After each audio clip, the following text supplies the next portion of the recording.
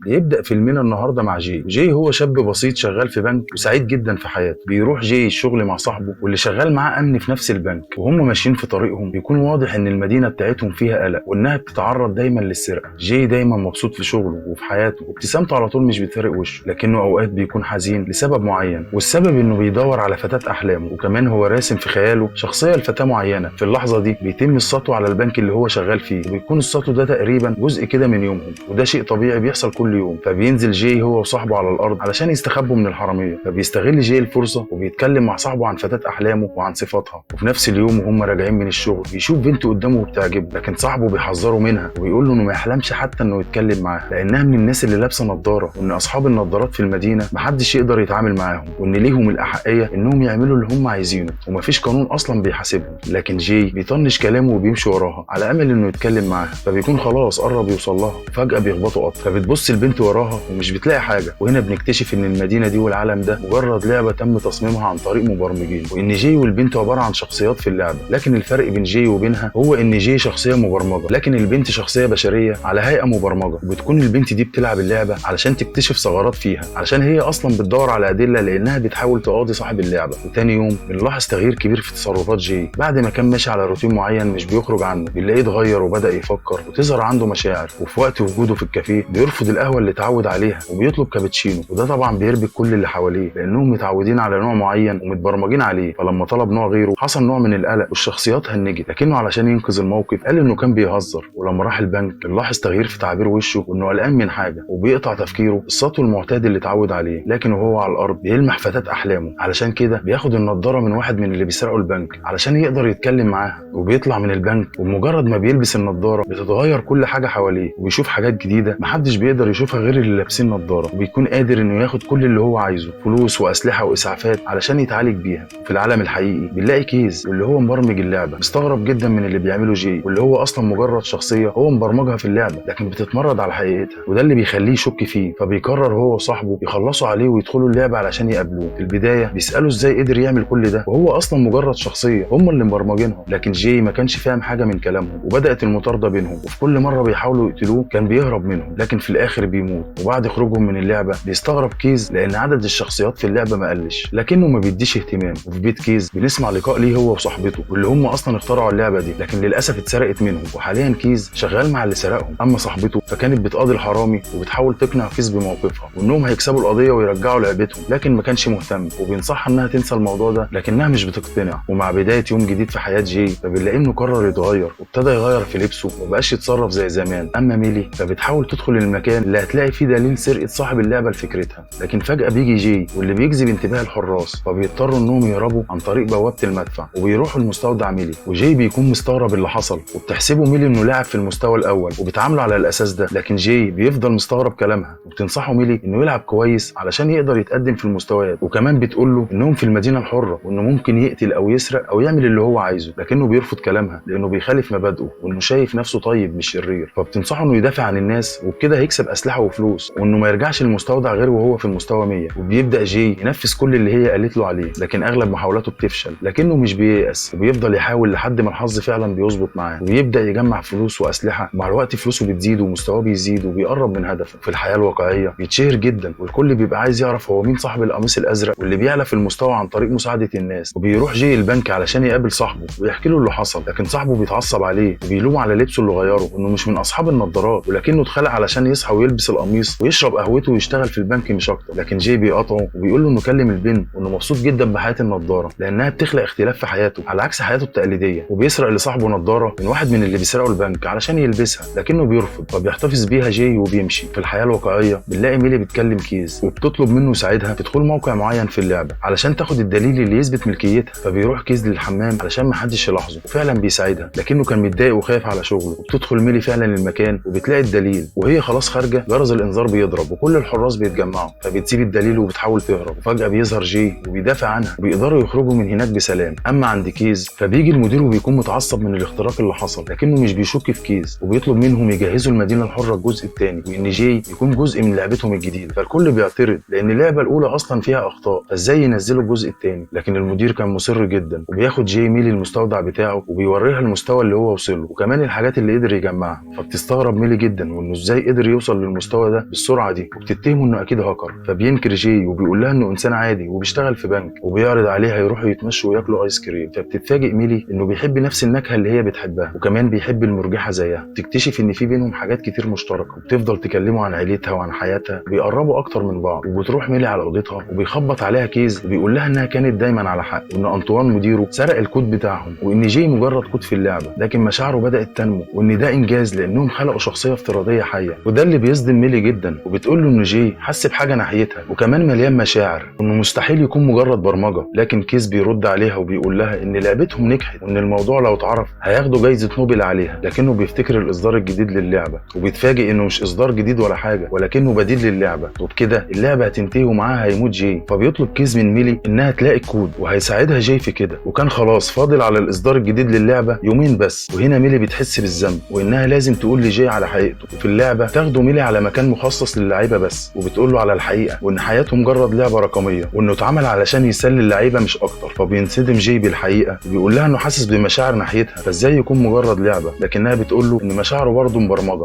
فبيسيبها ويمشي في المدينه، وكان واضح على ملامحه علامات الحزن واليأس واللامبالاه. وبيروح للبحر علشان يفك عن نفسه، لكنه بيلاحظ حاجه غريبه، وهو انه لو حاول يقرب او يخترق البحر بيختفي. فبيتاكد وقتها انه في عالم مزيف وافتراضي. فبيروح لصاحبه علشان يقول له اللي مر بيه وحقيقه العالم المزيف اللي هم بيعيشوا فيه. لكن صاحبه بيقول له حتى لو العالم ده كله مزيف، الا ان لحظاته معاه دايما كانت حقيقيه. ومن هنا قرر جاي انه يتحرك علشان ينقذ عالمه، وبيستعين بصاحبه علشان يدخل مكان معين علشان ياخدوا الفيديو الميلي. فبيروح هناك وبيكون الحارس مرحب بيه جدا لانه بيحبه، وبيطلب جاي منه الشريط وبياخده بكل سهوله. وبيروح لميلي علشان يديهولها. وفي شركه الالعاب بيكون انطوان متضايق جدا من شهره جاي، وان كل الناس مهتمه بقضيته، وان ازاي شخصيه افتراضيه وبتتصرف من نفسها. وده كمان بسبب ان لعبته الجديده على وشك الانطلاق ومحدش مهتم بيها ومبيعاتها قليله جدا. فبيطلب تدمير جاي لكنه مش بيقدر لانه مجرد برمجه في لعبه مش شخصيه. لكنه بيتعصب وبيقرر يشوف اي حل. وهنا صاحب كيز بيقترحوا انهم يعملوا اعاده تشغيل للعبه، وبكده كل شخصيه هترجع لادائها الطبيعي. لكن كيز بيعترض على الطريقه، وانهم بكده هيدمروا شخصيه عندها مشاعر، وان جاي ده معجزه. لكن انطوان ما بيهتمش. وفي اللعبه ميلي بتفتح الفيديو وبيكون فيه فعلا الكود بتاعهم، وجاي بيقول لها انه شاف الشكل ده في مكان قبل كده. بس قبل ما بيكمل كلامه اللعبه بتقف بسبب اعاده التشغيل. فبتحاول ميلي مع اللعبه كتير لحد ما بتحمل وتشتغل. فبتروح لجاي لكن للاسف بيكون رجع لطبيعته العاديه ومش فاكر اي حاجه. فبتحس ميلي باليأس بعد اللي حصل. لكن وهي ماشيه في الطريق بيتصل عليها كيز وبيقول لها ان البرمجه بتاعت جاي لسه موجوده، لكنها بتقول له انها راحت لجاي وانه ناسي كل حاجه. فبيقول لها انه بعت لها حاجه مهمه لازم تشوفها. وبتروح للبيت فبتلاقي ان كيز بعت لها كل حاجه وشرح لها كل اللي بيحصل. وبيتضح ان جاي كان طبيعي لحد ما قابلها، لانه كان مبرمج على انه يدور على فتاه احلامه. ولما لقاها بدأ تتكون عنده مشاعر، فلازم ميلي ترجع له المشاعر دي علشان تقدر ترجع له الذاكره تاني. فبتروح ميلي للعبه وبتدخل على البنك اللي شغال فيه جاي علشان تاخده، وبتقول له على الذكريات اللي بينهم كلها علشان مشاعره تتحرك. وفعلا مشاعر جاي بدأت تتحرك ويفتكر كل حاجه. وبكده هم محتاجين يعدوا البحر. لكن جاي قال لها انه حاول يعدي قبل كده ولكن من غير فايده، وان في خط فاصل لو قدروا يعدوا منه هيكونوا احرار للابد. وبيطلب منها كيز انها تروح هناك مع جاي وهو هيعمل لهم جسر. فبيجمع جاي الشخصيات اللي في اللعبه كلها وبيقول لهم على الحقيقه. في الوقت ده بيكونوا اللاعبين متفاجئين جدا ان المدينه خاليه من الشخصيات المبرمجه، وبيلاحظ انطوان غيابهم فبيتضايق جدا وبيؤمر بتدمير اللعبه تماما مهما كانت النتيجه. وفي اثناء انهيار اللعبه بيحاول جاي وميلي انهم يوصلوا للشط رغم كل العواقب اللي بتقابلهم، وكيز بيساعدهم. وللاسف بيتقبض على كيز وبيقول له انطوان انه سرق الكود بتاعه فعلا. لكن كيز مش بيسكت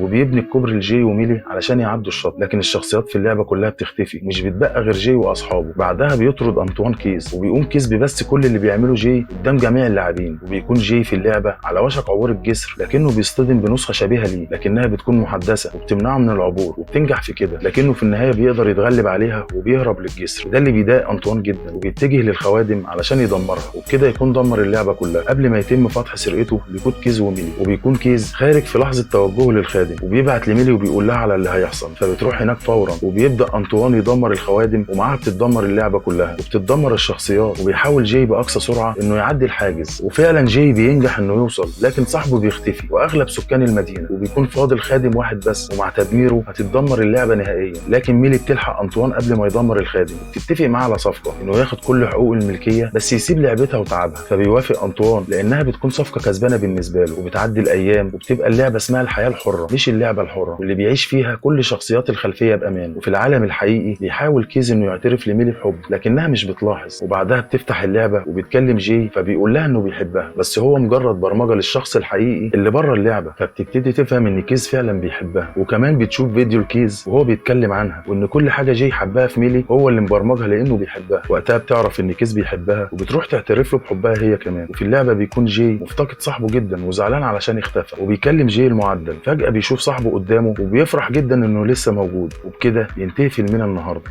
ما تنساش لو مش مشترك في القناه يلا اشترك دلوقتي وفعل زر الجرس علشان توصلك كل الملخصات. سلام.